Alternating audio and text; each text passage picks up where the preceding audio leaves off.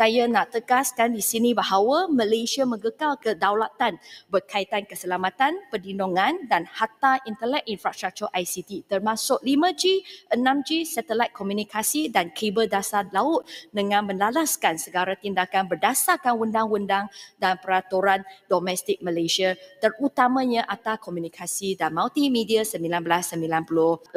Peruntukan ART berhubung perundingan dengan Amerika Syarikat mengenai pembekal yang berpotensi menjejaskan keselamatan tidak memberi kuasa veto terhadap keputusan Malaysia. Okay? Tidak memberikan kuasa veto terhadap keputusan Malaysia dan tidak juga membenarkan mana-mana pihak mengeluarkan mandat berkaitan sekatan atau dasar negara lain. Sebarang perbincangan berkaitan aspek keselamatan perlu juga mengambil kira keperluan keselamatan yang ditetapkan oleh standard-standard antarabangsa yang berkaitan.